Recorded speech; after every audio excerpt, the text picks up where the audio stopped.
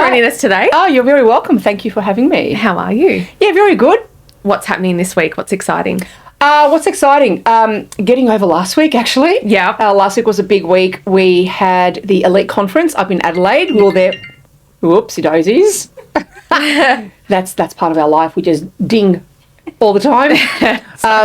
We were in Adelaide for 3 days. So there was a conference over the 2 days and there was drinking at night. So we had to recover from that. And then on Friday we had Leading Ladies, which was a lot of fun as well. Yeah. And big auction weekend, and here we are. Back a new week. Yeah. And ready for the weekend again? Yes, so this weekend's a little bit quieter. I don't think we have any auctions scheduled as an office. I think it's just due to the last few weeks and the lead up around all the public holidays. So, yeah, just a few opens and might finish early for a change. Yeah, nice. And rev up for the remainder of the year. Very good. So, I am keen to find out a little bit more about you, and I thought we could start by touching on your childhood. Where did you grow up? Yep. Who was Ange as a young girl? So tell me about that. Yeah, Ange was quite a different young girl. So I grew up in Port Melbourne, born and bred in Port Melbourne. A lot of our friends look down on Port Melbourne, but of course try to get into it now. It's virtually impossible. But yeah, got a younger brother and went to the local schools through there. I was a super quiet child I guess, outside of my own little social. So very quiet in school, wouldn't say boo. Around my friends, I was a different kind of person, but yeah, quite reserved, rather quiet. Enjoyed my friends, did primary school and high school in the local area, didn't go on to any tertiary education, but just got into the work force straight away. What was your first job? Well, my first job while in school, actually, it's a funny story, it was at the Queen Vic Market, and my mum got me that job. Yeah. My mum was a hustler, so she just got me my first little opportunity there. It was selling kids' clothes, mind you, daggy kids' clothes, and I couldn't sell them because they were really awful. How do you sell something that's so daggy? Needless to say, I got fired from that job.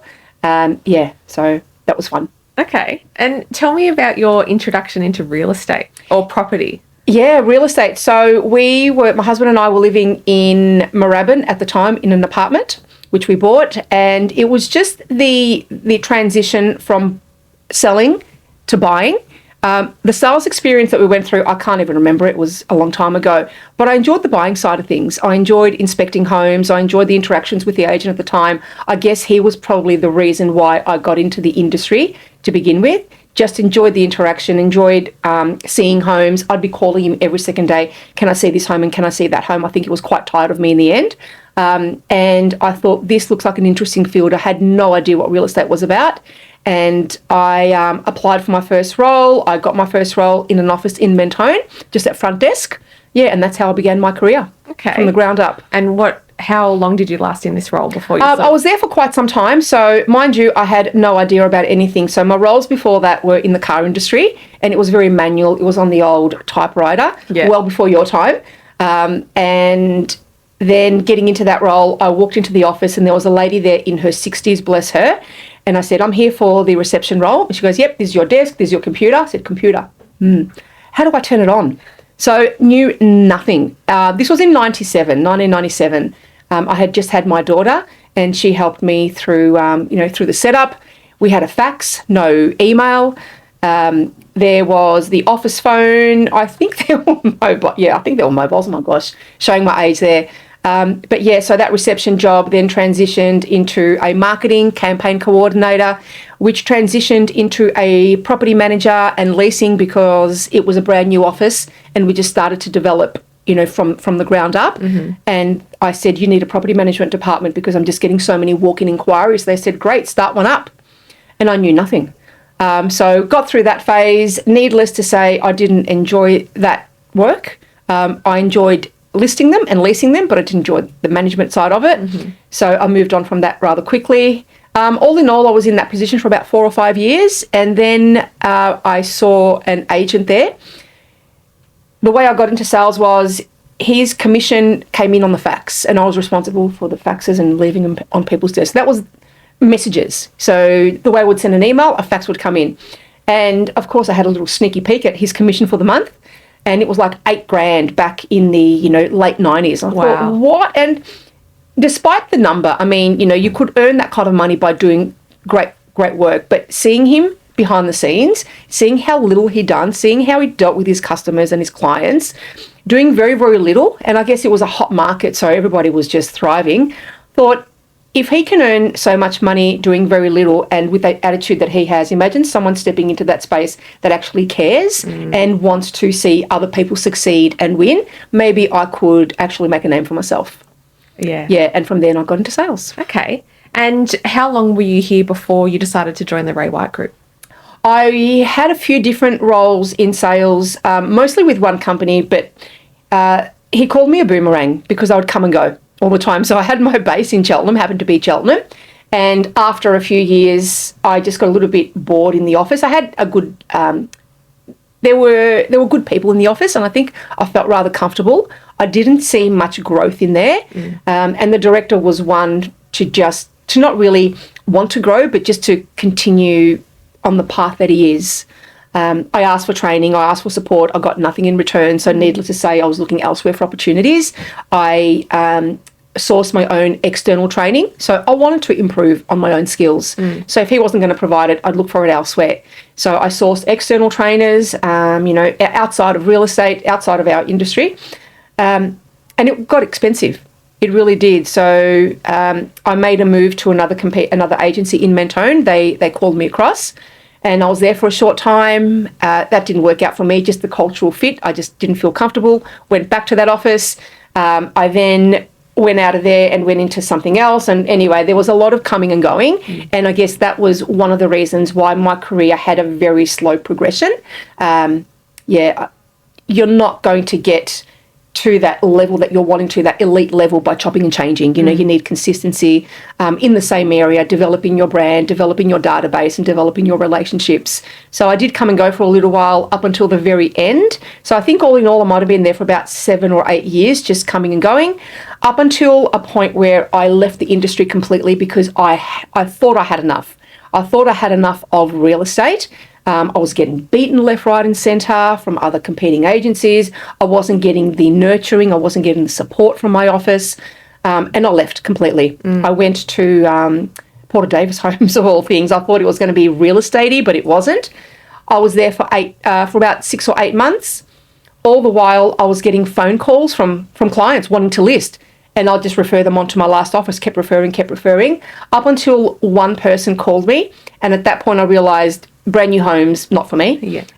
I was enjoying the phone calls. Even though I'd be referring them, I was just thriving, having that old real estate talk.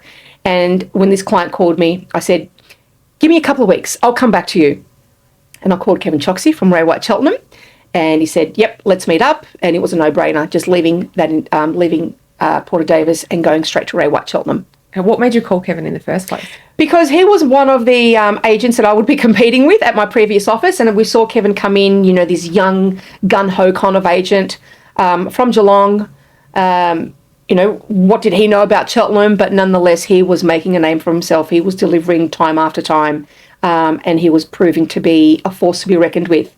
And I thought, well, if I can't beat him, I'll join him, as the old saying goes. So it was really a no-brainer. There was nobody else in the area that I felt compelled to go to. And I just saw Ray White as a new, fresh company. They were already there in Cheltenham, but under different management. And I don't think they really had developed the right sort of brand and following up until Kevin and Mark took ownership. Yeah. So you obviously have extensive experience with other agencies. Yep. When you joined Ray White, what set Ray White Cheltenham apart? What did you notice initially when you started? I noticed that they had a good culture, for one thing, care factor, and leading from the top. So we had all the right resources. So in my previous agency, we were asking for things as simple as, like ownership data or price finder, and we weren't getting it. So how were we meant to fulfill our full potential without the use of these resources? So little things like that. We had all the tools there. We had regular training, weekly training. We had external training, all paid for. The support there, Kevin and Mark were always open to helping out. Myself, I guess, as a new starter, once again. And yeah, it was a no-brainer. I fit in straight away. Yeah. And when did auctions come onto the scene? About 6 months later. Yeah. Yeah. So what sparked that interest? Kevin seems to recall me pulling him up and saying, or at our first meeting saying, I really want to get into auctions. And I probably said that, but I just can't remember. And he said, I will help you get there. I had always been involved in the auction space prior, but I guess listing them and being a part of the auctions. But I was always the listing agent and just helping with the buyers. I was never the auctioneer. And there was a time where I thought, I could really do this, just watching our auctioneer, watching other auctioneers. And Kevin suggested I enroll for the Ray White training, for the novice training. And I did that. I think it was a 6 or 8 week training course. Did that. They suggested I go and conduct and be a part of the competition. And so I went into it not knowing what I was getting myself into. And of course, just having that little bit of intel previously, but not having called an auction, I dedicated a lot of time, a lot of energy, did a lot of training with Kevin behind the scenes, in the car park at Cheltenham, out on the streets, any opportunity I could find. And I won that novice auctioneers competition in 2018. And I was beside myself, and things changed from then. Yeah, that's really exciting. Yeah. There's a couple of big auctions I want to touch on. The charity auction at Crow's Nest and also the auction Aria. Yeah. Tell me about those. They are the highlights of my career. Yeah. The highlights of my career, and that happened in 2022. Mind you, that year I won the novice auction comp, and I wanted to compete in seniors. And I did that twice, and it was the most nerve-wracking thing, the heart's racing. First year I competed, I think I might have come in second. Second year I competed, it wasn't any easier second time round. I made it to the finals but didn't get through. And I was devastated. I asked for a recount, but they didn't. And the trainer at the time, Matt Condon, said to me, that's okay, something better is coming your way. And I thought, what could that be? So he put myself forward to be part of the auction Aria, and I had no idea what that was. And when I look back at the previous 3 years when Ray White conducted their big conference in Queensland, their opening act was a bunch of auctioneers from around the country and international. There was an international auctioneer, a lady auctioneer, and the scene was lights and music, and these auctioneers were walking in from different areas, and they were doing their call to music. Yeah. And the lights were pumping, and you think, what's going on? And you're spotting the auctioneer in the crowd. And it was the coolest thing I've seen. And so he put me forward to do something like that. And it was a whole production. So there were different auctioneers from different states. And what I found out was, out of the 5 or 6 other auctioneers, they were all corporate auctioneers. So the highest level of auctioneer from each state. Then there's me. There's me doing, just a couple of years behind me, but I guess Matt saw something in me just as a female and bringing a different kind of energy into it. And I was part of the production, and they gave me a minute-long segment, which happened to be the longest out of all the auctioneers. Yeah. And they said, here's your music, so you get a dedicated piece of music that a lady chose that would suit my style. It was Foo Fighters, right? Yes, it was. Yeah. And I didn't know the track, really. Yeah. And I listened to it, and it was in the headphones, and so I had to create an auction call timed to that 60-second So you had to script song. it? Yeah. Yeah. I could do anything I want. And I put something together, and it chopped and it changed and it chopped and it changed. And if I tell you, I had my headphones in and I walked the streets of my suburb about 1,000 times memorising that, because I had to walk on stage and just go bang. Even to this day, I remember it every single word for word. Yeah. And it was incredible. So there was one guy that opened it, and he was the auctioneer from New Zealand, and he did a brilliant job just being a corporate auctioneer. And then there's me coming in from the side, and I'm in like a bright pink suit, and no one in my office knew what was about to go on, but I did give Mark the heads up, and they were all in the front table. And then there's me, and they're cheering and doing all of these things, but it was in a sea of 3,000 people. Wow. Had big screen up in the background, and it was very hard to not get distracted by looking at yourself, wondering if you're looking okay. So you had to avoid that. You had to avoid eye contact in the crowd, because it could easily throw you off. I did miss one word, but nobody would know. So I'm walking on stage, and I find my place, and I'm doing the auction to the beat of the not to the beat of the music, but with background music. Behind me, I had backup dancers. Yeah. And there was smoke machine everywhere, and it was just such a cool vibe. There was high energy. Yeah. And it was an amazing experience. In the lead up, I was just so nervous. There was a lot of nervous toilet breaks back and forth, but it was such a highlight. did you think, how am I ever going to conduct an auction without a backup dancer? I know. I walked away from that and I said, backup dancers, smoke machines, music is part of my everyday schedule now, back in good old Cheltenham. Yeah, good. And the auction at Crow's Nest, tell me about that. Auction at Crow's Nest, another incredible honour. So Ray White celebrated their 120-year anniversary in 2022, which is an amazing feat, for a company, a family-owned company, to be in business 120 years. And so I got the call from, I think, the head of marketing, Alex Tilbury. She said, we're conducting an auction, a charity auction at Crow's Nest at the Shed, and we'd love you to be the auctioneer. I thought, what? So it turns out I wasn't the first choice. Yeah. There was an auctioneer from Sydney, but I think he was getting married that day, so he couldn't be there. But to be second person in line, huge privilege. Oh, what just an honour. beside myself. And so that was very, very cool. It was where Ray White started, in that shed. So Ray White himself, that was his office, that was his place of business, auctioning off machinery and animals and everything, and farmland back in the day. So it was just such an honour. And that was in front of several hundred people in the crowd, and there were quite a few people tuning in online, and the entire Ray White family was there. And my first thing up for auction was auctioning off Brian White to anyone who would bid for him, to visit their office and, to give him a bit of a talk. Just sit down and have a chat, And I thought, never in a million years would I see the day where I would auction off Brian White. But, dreams do come true. And it was such a fun-filled day. There were people going for it, hell for leather.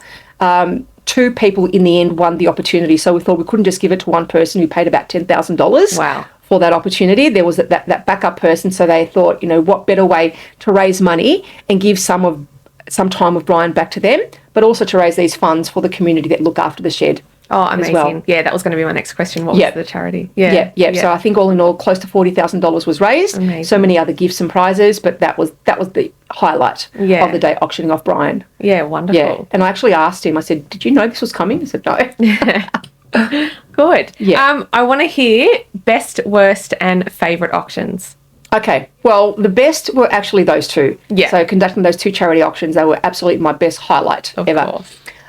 Worst was, so my worst experience would have to be, we just came out of lockdown in 2021, and I had a property on the market, and of course going into lockdown meant a prolonged campaign.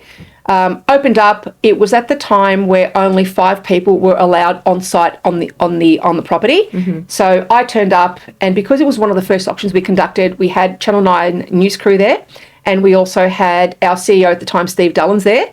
And of course, management, Mark was there, Kevin was there, and the buyers were there with their masks on, no other way, only and limited to a few people. I come out, take off my mask, introduce myself to the crowd, do a bit of a spiel, and it comes time to reading out or calling out the auction rules, which were part of the process.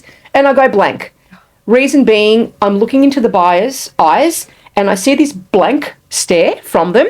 They had the mask and they were expressionless. It was almost like a zombie kind of look, alien-like. And it just threw me off. Yeah. Just having these eyes look at me with no real meaning threw me off. I couldn't recall my position, but, I made a bit of a joke about it. I just said, first auction, I'm a little bit rusty. Let's move on. And we moved on to the next part of the auction. Mark went inside. By law, I had to read the rules. So he gives me the rules to read. I read them and moved on. The auction sold. It sold really, really well. And there was a piece to camera as well, to Channel 9. And then I thought, how are they going to interpret this story? Are they going to, because the media, they can manipulate, our stories in any way to suit them and to sell their headlines. And I thought, oh my God, they're going to make a story about me coming into the auctions and she forgot her lines and these agents have been in lockdown. They have no idea what they're doing. And I was anxiously awaiting 6 o'clock news that night. Only to be worried for no reason because, of course, they just focused on the good bits, the sale, the lockdown, and Steve Dullins did a piece there and it was all okay. Thank so God. for a while, I thought it was going to be the worst experience of my life. Yeah. Turned into a not so bad one. Good. So tell me about your first auction. My first auction. The first auction was interesting. It was the week after I won the novice auction comp, actually, and I was super excited, ready to hit the ground running. But boy, you could tell how nervous I was. So I was in this place in Cheltenham in Wingrove Street. I had been rehearsing for weeks and weeks and weeks from the time that I listed it up until the auction. So much so that on the Friday before the auction, I had my niece's 10th birthday at a roller skating rink. Love this niece to bits, always there for her. And I couldn't attend because I had to dedicate as much time to learning the script and just being as great as I can be for the first time on the street. Did the auction. I wasn't as prepared as I thought I was. From a delivery point of view, I was fine. I didn't have a microphone or a speaker. And obviously in time, I learned that is a must in order to project. And so I'm not calling, across the street and against windy conditions and to strain my voice. And what else I didn't do was insert my contact lenses in my eyes. And so, of course, the buyers decided to be as far away from me as possible. They were out on the opposite corner. And when they bid, I couldn't see them. I couldn't see what they verbaled, what they did with their hand. I had no idea. So I had Kevin by my side and I said, Kevin, what did they do? Did they make a bid? And he goes, yes, they did. $5,000. I go, on $5,000. Luckily, I didn't have my microphone. Otherwise, it would have been... They would have heard everything. Yeah, they would have thought, what is this girl on? It sold in the end. Good. But, yeah, be prepared is the key. Note to everyone else listening. Yeah. Tell me about the importance of social media and having a social brand. Yes, I've been on social media early days. I think, not to brag or anything, but I Please do. Yeah. I reckon I was one of the first to do property videos. So back in the day, a long time ago, they started to emerge and there were all these up-and-coming videographers wanting to, put themselves out there and start filming properties. I was one of the first in the area to do that. And I kept that going and nobody jumped on board until Kevin came on board. And then he, of course, took over as well. I was one of the first, I think, to start taking photos in front of sold boards and put myself out there. And I had people in the office sort of looking down at me and saying, why are you doing that for? And my reasoning was that if I'm not doing it, if I'm not putting out my brand, no one's going to do it for me. And interestingly enough, one of the girls in the office, she had a friend, close friend she had a friend and she didn't end up listing with her for the reason being that she forgot that she was in real estate. And I thought, well, if you're consistently putting yourself out there on socials, no one's going to forget, right? And, putting across a good message. So that was very, very early days. I kept that up. And up until now, I'm across all 4 platforms. Some I pay a little bit more attention to than others. Yeah. Mostly Instagram and TikTok of all places. Yeah. Me as a 50-plus-year-old, all over TikTok. Love it. Got a presence on Facebook, got a presence on LinkedIn as well, but don't rely too heavily on those. And look, at the end of the day, if business comes from it, that's great. It's not my be-all and end-all, but I do genuinely believe you need to put your message out there. In fact, one of the first gigs that I got to talk on the Leading Ladies panel was because one of my TikToks was seen by a corporate member of Ray White. So she's in her home, she's just scrolling through TikTok, and this lady auctioneer appeared. She goes, oh, who's that? Oh, it's Angela. Angela's from Ray White. I had no idea who she was. Yeah. And she calls me and says, I want you to be part of the first Leading Ladies panel. Yes. In the Ray White group. So that was pretty cool. And you just never know. I had a company from Dubai reach out and they said, we auction cars. We've had some success with females auctioning in the past. Do you want to be a part of it? I thought about it for a while. I thought, I don't think I'll be moving to Dubai anytime soon. Yeah. But you never know how far your message actually goes. Yeah. And you just put yourself out there. Yeah. Like really, everyone knows what you look like. Just continue to do so. Be your authentic self. No need to try to pretend you're someone else. You can only be you. I look back at some of my videos and think, oh my gosh, what was I doing? But you know what? I don't care. It's all a bit of fun. What's plans for the future? For the future, I really love auctions, if you haven't figured it already. I love them so much. On a busy weekend, my busiest weekends, I can do up to 4. Wow. But that's really cramming them in and not giving me any opportunity to do any open homes. So I've got the team doing that. My focus now is on growing the team so I can get to a point where they're running the open homes and I'm just doing auctions Saturday after Saturday. Of course, just doing them for myself, and I'd like to open myself up and offer my services out to other people as well. I already do them for some people in the office occasionally, but I want to expand that to outside of the Ray White network. I've done that in the past from time to time, but I really want to just focus more on auctions. So for anyone listening or watching, call me. Services available?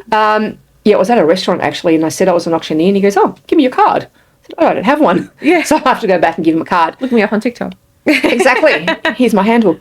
So I want to do that and just yeah, so if I can get to a point where I'm doing between 6 and 8 auctions on a weekend, I'd be stoked. While the team is running and conducting the opens and still providing a great service. And then I've been thinking about this, and that is to maybe offer a service or a training platform, mostly to females. So I know there's lots of trainers out there, lots of great trainers, and like me in the past, you might just feel that intimidation of going and training with this elite male auctioneer. And so I thought maybe I can start to help other females dip their toe in the water and just help them build their confidence, get an understanding of what it would be like in that space, grow their skills, mostly their confidence, and just show them how easy it can be if you commit time. And if you really do have the desire, I think that absolutely anyone can do it. So I'm working on developing something like that. That's really exciting. What advice do you have for aspiring auctioneers and those looking to get into the industry? I would say if it's something that's on your bucket list, your wish to do, absolutely go for it. Embrace every single opportunity. You're going to start from the ground up. Nobody has been born an auctioneer. Yes, for some it can come a little bit more easier than others, myself included, as per my backstory. I certainly wasn't the one that I'd want to be, front and centre.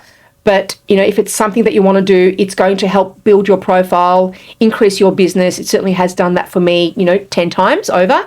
But just, embrace your journey, seek mentors, train, practice. There's so many resources available these days, from one-on-one training to videos, written material, even ask ChatGPT. I'm sure they've got lots of information there, but certainly do what you can. Practice. Every opportunity that I had, I would be doing so in the car, in the shower, lots of shower talk for me, with my colleagues, externally as well. Call me, happy to have a chat and, sort of give you some tips and advice. But if it's something that you really want to do, I absolutely urge you to do it, because there is such an opportunity. There are so many doors that could open onto bigger and better things. Yeah. It is such a male-dominated industry. And that's not only for females, but I think that females can go a long way because it's so unexpected. When people early days would see me, I think I would always see, eyebrows raised and mouths open. But now they're a little bit more familiar with what I do. Yeah. But certainly is an opportunity for anyone to explore that space and really make a name for themselves, for sure. Wonderful. Well, thank you so much for joining us, Ange. That's okay. Thank you so much. I'll see you next time. Awesome. Bye.